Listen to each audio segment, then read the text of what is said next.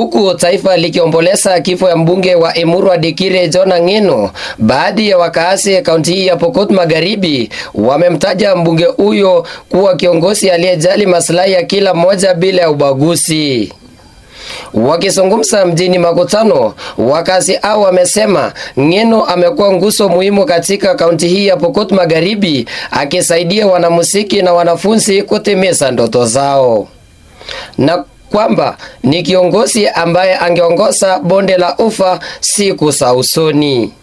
Aidha, wakazi hao wamesema mbunge huyu alikuwa kiongozi aliyetekeleza kazi yake bila kutanguliza siasa na ni kiongozi aliyefahamu majukumu yake pasi na kutaka kujionyesha kwa kile alikitenda.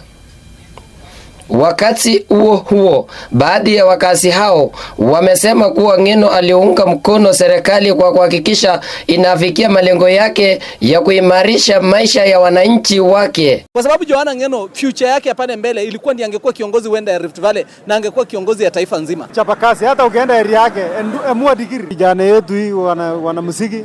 Kwa ukweli kabisa sisi wakaja West Pokot ni kama ndio tumepoteza zaidi, kwa sababu mambo ambayo amefanya hapa kwa muda kidogo ni mambo ambayo ilienda kwa mwananchi direct. Haikuwa na siasa ndani, yani ni mtu ambaye alifanya kazi yake bila kujionyesha kwa media. Unajua mara mingi tunapoona wanasiasa, hata mwanasiasa au wanasiasa wa kawaida, haikupata 2000 itabidi aige kwa picha, akupige picha, atume Facebook, amekusaidia sana. Lakini Ng'eno alisaidia sana na hakuna siku leo sikia Ng'eno akisema nimesaidia mtu fulani mahali fulani. Yake alikuwa anafanya akienda mbele. So baraka za Ng'eno ni mingi sana na tunasema pole sana kwa familia ya Mheshimiwa Ng'eno.